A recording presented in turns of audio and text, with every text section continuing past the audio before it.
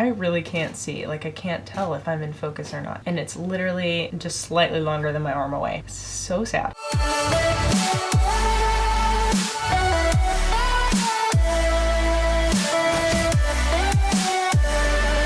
Hi guys, it's Jill. Today I'm bringing you a video for the first time in a very long time. I've decided to do a Q&A, kind of get you guys back in the groove, you know? First, before we dive into the Q&A, I just wanted to say that if you are interested, you can check out my podcast, which is called the Equitheory Podcast. It's about all things horses, training, life, all of the things. It's a horse niche podcast, but it covers so much. And it has its very own website, equitheorypodcast.com. So if you are confused as to how to use an app like Spotify or Apple Podcasts or Google Podcasts to do it, you can just listen right on the website. Or alternatively, there's an entire YouTube channel called Equitheory Podcast where I diligently uploaded every single episode of my podcast, so you can check it out there. Anyway, essentially I've been gone just because I was finishing up my undergrad and starting my master's program. And if you don't know, I'm getting my master's of clinical mental health counseling, so I'm gonna be a counselor therapist. I don't know if it's a good idea or not, but it sounds like one. I enjoyed therapy, so I'm hoping that I will enjoy being therapy. Anyway, so I'm gonna get to these questions because I don't really think that there's any more need for a longer intro. Jesus. Anyway, I'm gonna give these questions my best go, and there are 20 of them, so hopefully this won't be super long. Editing Jill. Question number 1, how long have you been riding? This one's easy. I did the math earlier because I was like, that question's not that interesting. It's 15 years. I've been riding for 15 years. Since I was 7. That's when I started. Wow, I feel old. Question number 2, will you ever event again? Everybody always asks me this. Are you ever gonna ride again? Are you ever gonna event? Are you ever gonna jump? I asked you guys on the Jet Equitheory Instagram, and like all of them, like, are you gonna ride? Are you gonna jump? Are you gonna ride? Are you gonna event? I have a whole blog post actually up about that on jetequitheory.com. It's called Pressure to Get Back in the Saddle. You can look it up. Yeah, I will. I mean, Flit, the horse that my boss let me take to Holly Hill, he's not mine, and I evented him, and I'm sure I will be doing the same with some others. It's just for Zoe, I don't think it's going to be in the cards. You know, even when we've taken her off of property just to go to like the Alexander Curling Clinic, like even taking her there, she was just pacing and nervous and uncomfortable, and she even had like a run out area and she was still not happy about it. So just keeping her in a stall is not her favorite thing in the world, and in order to show, you have to. And you know, there are things you can do, yes, but at the same time, is it worth it? No. So I'm just retiring the idea of eventing her. I think it's too much for her mentally. She just gets too worked up and it's not worth it. But on other horses, probably. Question number 3, do I plan to do any clinics in the future? Yes, I do. It probably won't be within the next year, but I do plan to hopefully get there within like the next 2 years or so, because I'd like to, within the next 2 years, get certified through IAABC, which is the International Association of Animal Behavior Consultants. If you are not aware, you go to vet school to become a vet. IAABC certifies behaviorists, so I would become a horse behavior consultant. I always want to say equine. I don't know why they said horse, but that is what I would like to do. And I think at the moment I probably could get certified, but I don't have the hours. I want to like earn it. So I'm going to hold off and wait. And then that's probably when I would start offering to do clinics, because I don't know that I'm ready for all of that pressure yet. Question number 4, are you feeling better after your break? Yeah, I took January off. If you don't listen to the podcast, you won't know. But I took January off because I just kind of burnt myself out a little bit. So I have quite a bad habit of getting halfway through tasks, adding more to my to-do list, and then getting halfway through the next and adding more. Keep creating more and more jobs for myself, designing new websites, coming up with new merch ideas, doing a podcast, and let's get back on YouTube and let's post on Instagram, and also work with the 10 horses that I have to work with, including my own. And I have a client horse that's shipping to me. There are the client horses that I have locally. Like, it's fine. It's fine. I'm surviving. But the small piece on top of that is the master's program. Like, I want to get everything done so that I can just run things, but that's just not what happens. Okay, this one's long. I gotta hold my phone. Okay, number 5, how did you adjust from competition to taking a step back and focusing on positive reinforcement, school, and your job at the farm? Was there ever a time you regretted leaving the competition world? Yeah, I mean, of course I miss showing and eventing. I'm happy to do it on the other horses. I would love to do it on Zoe, but I do think that I broke her a little bit. I think we just did too much too soon. I mean, she was 3 when we started competing her. It's something I would never do again. There were so many signs that it just wasn't a good situation, but just didn't know what was happening. Looking into kissing spine and things like that, and I have several theories on her, but regardless of whether or not she had it, the whole time I was competing her, she was definitely dealing with some back pain. Like, her saddles did not fit at all, like one bit at all. I'm taking an equine ergonomist course from Saddle Fit for Life, and learning more about saddle fit, I am just like appalled that nobody said anything about my saddles. They did not fit at all, and I really wish someone had, or I had looked into it. It frustrates me so bad. The most positive thing that has come of it is probably the change in our relationship and the way that I work with horses now. It's so different, and I think it's better. So, question number 6, how do I balance horses, school, and work? Well, it's not going well, I'll tell you that much. I really want to come on here and be like, oh my god, everything is perfect. I love it. I'm so happy. I'm back from my break and I'm ready to do this. Everything rocks. It's not happening. Like, to be honest with you, I've got a lot going on. I thought in the pandemic I would have no things to do and be very bored out of my mind. Like, I remember I used to always just sit on my couch and just like watch TV and scroll through Instagram. Now, I can't tell you the last time. I mean, it used to be hours of just like watching TV and hanging out, and I don't do that anymore. I don't have time. This morning I got up at 6, and I have gotten up at 6 for the past week, and I go to bed at about midnight every night. So yeah, and I am doing stuff all day long. It's stressful and I don't recommend it. The way that I'm coping is actually bullet journaling.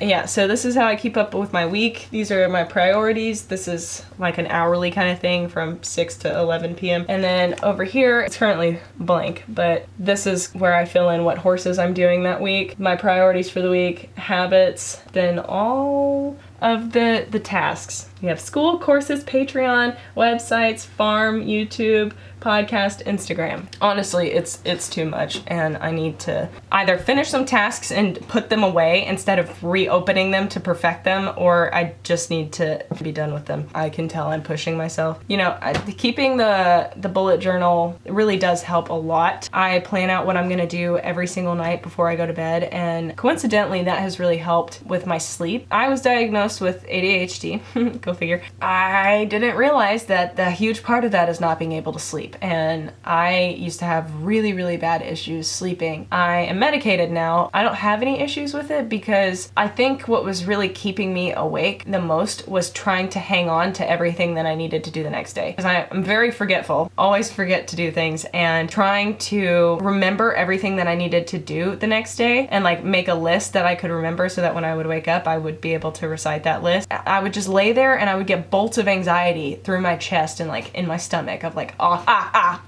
Now, instead of doing that, I just set aside like 20 minutes before I go to bed and just sit here with nothing else on and think, what do I need to do tomorrow? And I just write everything down. And if it's not something that needs to get done tomorrow, if it's like a weekly thing, then I'll put it in the week, then it's just out. And when I go to bed, when I'm laying there and I'm like, oh, I need to do that, I'm like, yep, you already wrote it down. It's fine. You know, if I haven't written that one specific thing down, it's only one and I can remember that. It's helped a lot, and it's really curbed the anxiety that I had around going to sleep, and now I just like go conk out. It used to take me an hour and a half to fall asleep, and now it takes me 5 minutes. It really has made all the difference. Question number 7, what are exercises to gain respect, or how do you teach a horse not to walk all over you when you lead them? My gelding has a big issue respecting me. Okay, first of all, you're fine. Like, it's an honest mistake to make because of the way the horse industry is, but horses do not have a frontal lobe. That is what we call this big thing in the front of your brain that gives you the ability to understand abstract concepts like respect and and dominance and disrespect and being deliberately disobedient. Things like that, it's not possible for a horse to comprehend them. So it's kind of like looking at your, I don't know, 3-year-old brother or sister and being like, why don't you respect me? Oh my God, stop it. You have to teach it, right?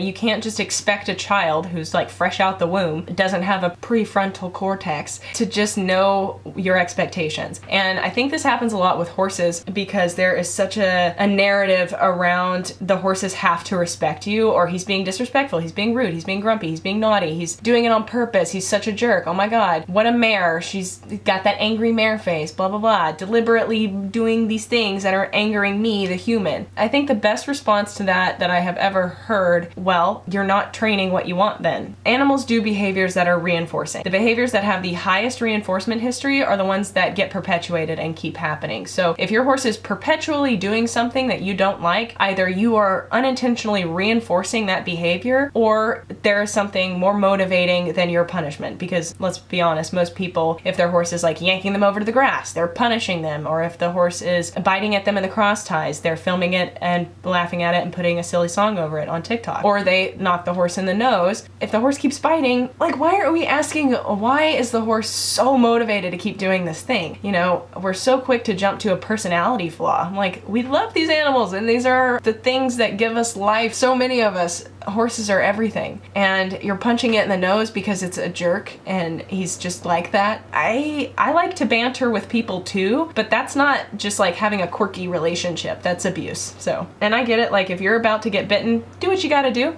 Don't get bitten. But like from a training perspective, if a horse is consistently biting at you or biting at you at all, take a step back and be like, whoa, what just happened? What preceded that? Were there any other subtle signs that I blew past? Like, what did his ears move backwards? Did he look at me all weird? Was he like, whoa, what are you doing? And then realized and then bit at me.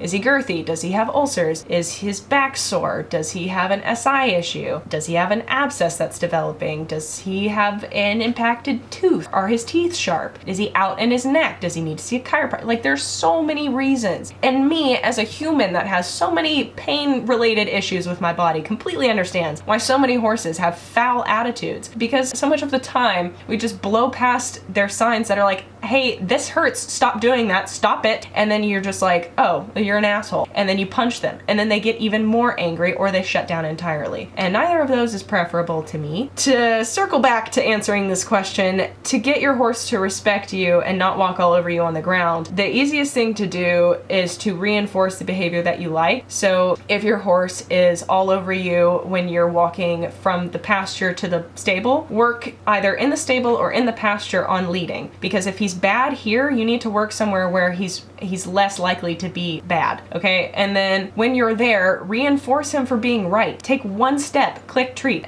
You know, you could also click and scratch if he has a favorite itchy spot. But I think the biggest misconception is that most times people just assume horses know what they're supposed to do. You know, especially older horses. You know better. You know what you're supposed to do. And it's not necessarily the case, because horses don't just act disobediently for funsies. Most of them know they're going to get punished. So why would they just be doing it out of spite in order to get punished? It doesn't make any sense at all, nor do they have that like conceptualization to be like, I just want to mess with you today. So I would reinforce the horse for doing what you want it to do. You know, that can be through whatever method you use. You can use negative reinforcement or positive reinforcement, but reinforce the horse for doing what's right. If your definition of a reward is just the lack of yanking on him or pushing him over or out of your space, then you're not rewarding the horse. You're punishing what you don't like. You need to reward what you do like. And that is not just the absence of punching and pushing and all of that. Is your horse spooking at something? Is he afraid of something and that's why he's on top of you?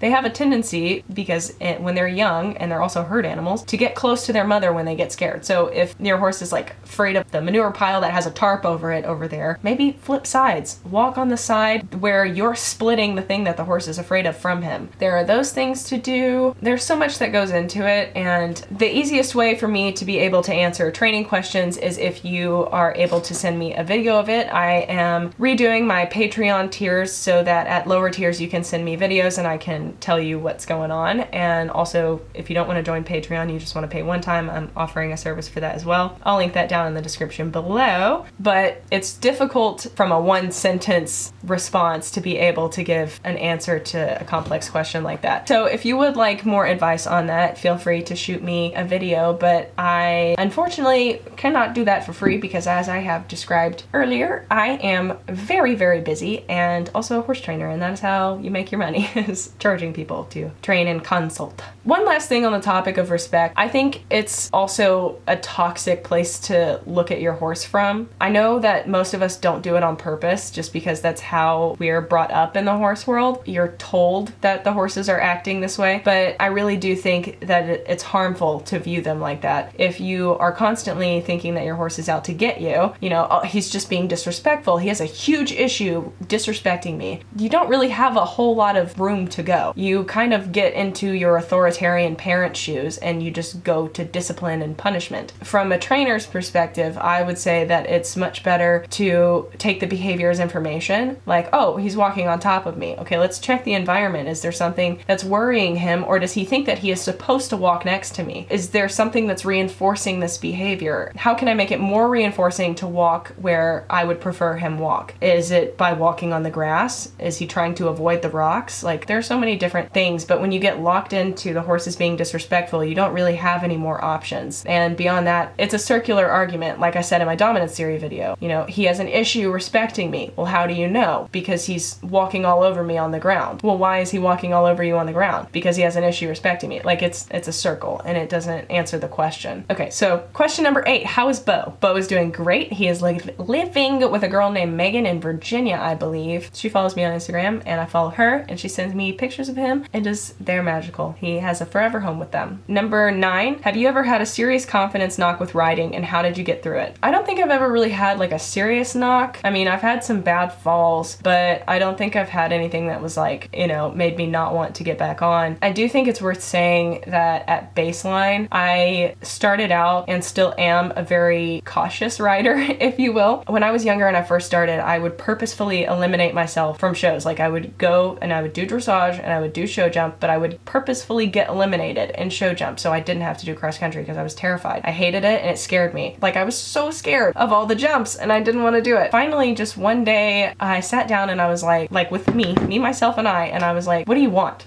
What do you want? I was like, well, I want to ride. And I was like, okay, do you want to jump? And I was like, yeah, I want to jump. And I was like, okay, well, you can either be afraid of it or you can do what you want to do. So I just kind of made a decision in that moment that I would do it anyway, and that I'm just not letting fear be an option, which sounds like such a massive cliche, but it's true. That's what I did. I was like, it's either I don't do it because I'm afraid or I do it despite being afraid. So that's what I did. And, you know, as I started showing and I moved up the levels, the lower levels started looking less scary. You know, I've always overcome it by just focusing on the ride. Like, what do I need to do to set the horse up for the jump? The jump will happen. What is the canter like before? How elevated is it? Are the shoulders lifted? Is the hind end engaged? Is the core engaged? Is it round? Is it loftier? Is it flat? You know, and then all of a sudden it's just not an issue anymore. So anyway, number 10, I'm having a hard time collecting my horse. Any tips? Collection, I think, gets kind of the wrong idea started with it, because a lot of people assume that collection is when the horse's head is down and his neck is in an arch shape. That is the last piece of it. The first piece is the horse being rocked on his haunches. Like, if the horse is standing and this is his pelvis, it should sit down more, and that brings the hind legs up under so he can step under himself, which allows the back to lift and the shoulders to lift. So he's standing and now his hind end is engaged, so the front end comes up, and then you get that nice neck rounding. A lot of people look at the like Grand Prix level dressage horses and things like that. Those horses are round. Most of them are round. You can look up the difference between like Grand Prix dressage horses with inverted backs and round backs. It's a very subtle difference, but it is definitely there. Those horses are so much stronger than your like beginner novice level jumper pony. That dressage horse has been drilling those movements for a month. So your horse's head has no business being round like straight out of its wither. Don't worry so much about the headset as you worry about getting the back to lift, and that comes with a lot of long and low work to start because you have to build the core and the top line. You can't just start off with the horse holding himself like that. It'd be like you just holding a plank, but then also running in that plank. And so, you know, you have to build up to it, and then gradually you can start bringing the pole higher. It takes time, so don't get overwhelmed. You can even break it down. So don't start with, I need my horse to be collected and round. Start at, I need to get the hind end engaged, and then I need to get the back lifted, and then the shoulder, and then I need to build a top line. I need to build the core strength. Then you can start getting true collection. Number 11, how is school and what's coming next? So school's going well. I am ridiculously busy, but after school, you know, the step before you get to be an LPC, a licensed professional counselor. But we shall see. That is the goal currently. I have a lot of classes to do still. I'm set to graduate in fall of 23, I think. We'll see.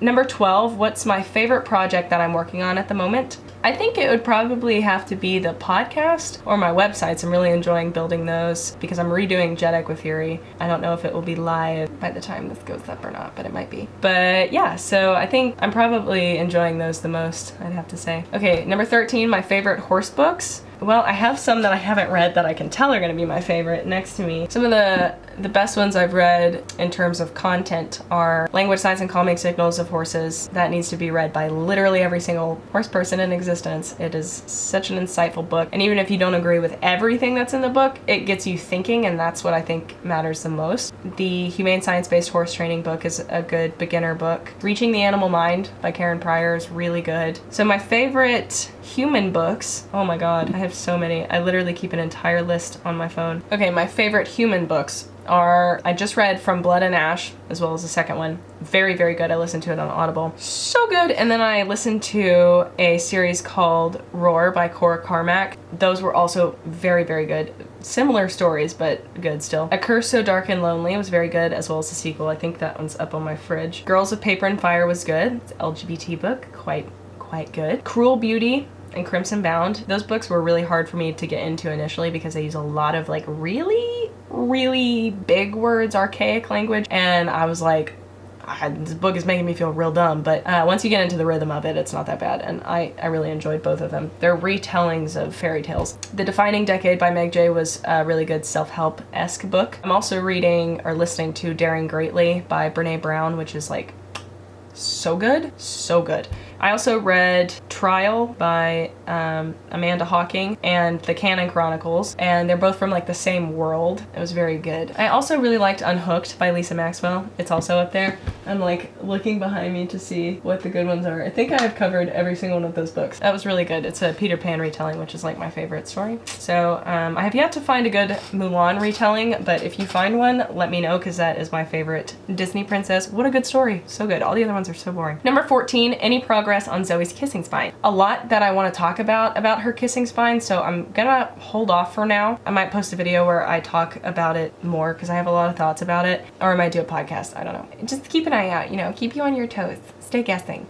Okay, number 15, what's it like taking master's courses versus undergrad? So much harder. Oh my god, it's so much harder. In undergrad, I did not crack a single book. I took all of the tests based off of the lecture notes, and everything was wonderful. Master's program, everything is out of the book. Like all 18 to 20 chapters of the book is what you are expected to read. You have to read the entire book cover to cover, and throughout like each chapter, at least in my program, you have to take quizzes on each chapter, you have to write reflection posts on each chapter on top of the papers that you have to write for the professors. Some of them give exams, some of them don't. Some of them make you do projects, and you have some Zoom meetings here and there, but it is so much more, so much more work. Number 16, what is the most common mistake people make with their horses, in my opinion? Like I said earlier with the respect thing, I think people get into that perception of just seeing their horse as this entity that is acting against them. And like I said, it's not their fault. I did it too, because I grew up with people who also it was not their fault. At some point, you have to cross the threshold into taking responsibility for what you're doing and what you believe in. And if you haven't looked into it or researched any of the things that you're being told, at some point it falls on you. And that's sort of what I realized. And I was like, okay, I actually need to start researching when people tell me things instead of just blindly accepting them, because that is how you become a sheep and you do things that you don't want to do, and you start living inauthentically because you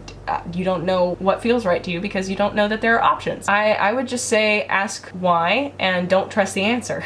So, you know, not to be untrustworthy in the sense that you need to go look for yourself. Next question is number 17. How do I educate my friends at the barn about positive reinforcement if they think it's just bribery for the horse? Tell them to open a book. I mean, I know it's not that easy, because I have people in my life that I have a hard time dealing with. But the other day, I will say, my vet came out to do Coggins, and Zoe gets a little bit nervous about the shots, and she's normally very difficult to deal with because she just kind of tenses and like politely says no thank you and moves away. She was really good the other day. She just was like, I don't think so. And then when he got to her neck, you know, he stuck it in, and she was like, and then I was like, here, snacks. And she was like, oh, and then just ate. And then she was so chill. When she relaxed, my vet was like, good idea. And I was like,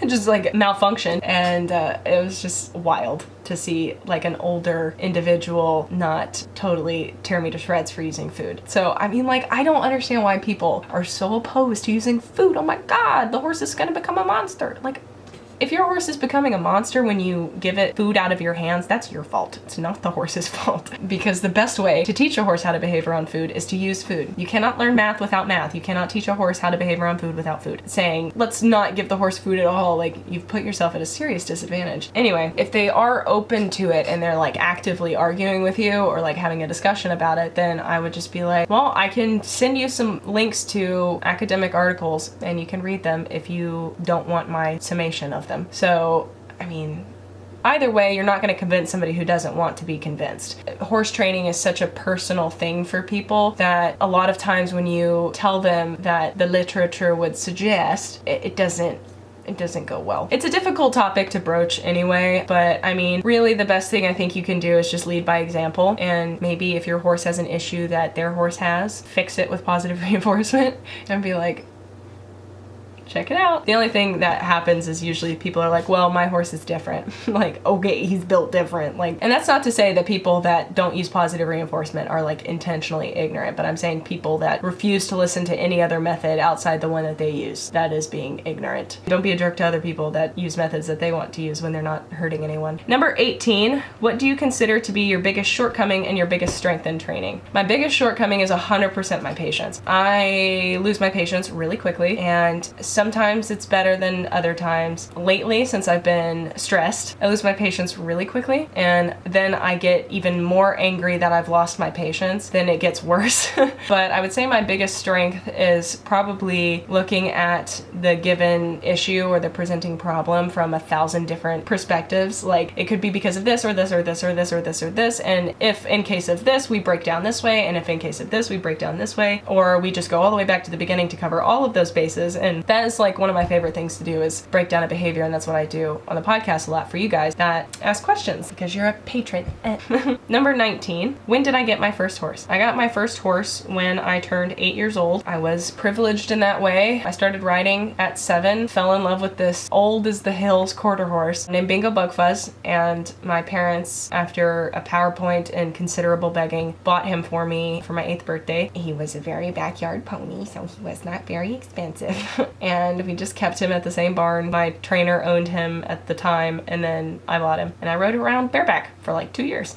Okay, so last but not least, question number 20. Why do I want Azula and not any of the other horses on the farm? So I can't explain what it is about Azula. She is just something. Like, I genuinely have no words. It's funny because we first went to the farm where she was. There was her and her mom and then another mare and foal pair. And I really really was like, Sonny, we should have gotten those ones. Those ones are way cuter than these ones. Because I thought Azula was butt ugly. I'll insert a picture of when we first got her. She hadn't been dewormed. She was very fuzzy and she was 5 months old and feral.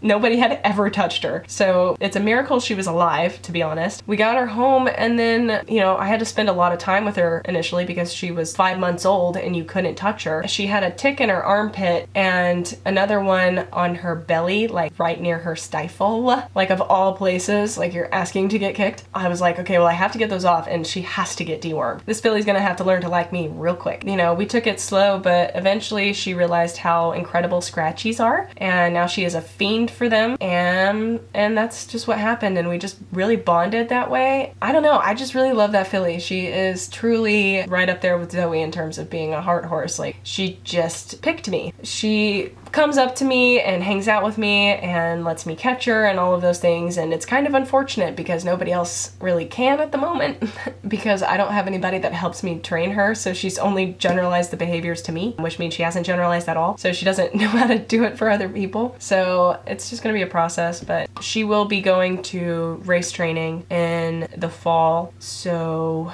anyway, I think that is gonna wrap up this video. I hope that you guys enjoyed it and it wasn't too terribly long. By the looks of it, it is, but it's fine. So I am gonna go ahead and say thank you guys for watching. I hope you learned something about me or about horse training or horses or whatever. Be sure to subscribe and follow me at Jedi Equitheory on Facebook, Instagram, YouTube, and Twitter. You can also follow me on all of those places sans Twitter at Equitheory. Keep up with the podcast. Make sure you listen to it. There is lots of horse training advice and all the good things in there. Might entertain you while you clean stalls or something, or go on a hack. I don't know. A lot of people do, and I really appreciate seeing everybody's stories. But if you do have a training question, feel free to hit me up down below. I will be able to help you with your horse, but only if you pay me. I was raised in the South and it hurts me greatly to ask for money as somebody who is growing a business and also trying to value my time. If I answered every single training question that I got, I would never leave this desk, and I already don't. Like, I would just sit here. I would never do anything else. And I would love to do that, but I have to be funded so that I don't need to do the other things anymore. Anyway, thank you guys. Be sure to subscribe, like this video, comment below what you want to see next, and I will catch you guys in the next video.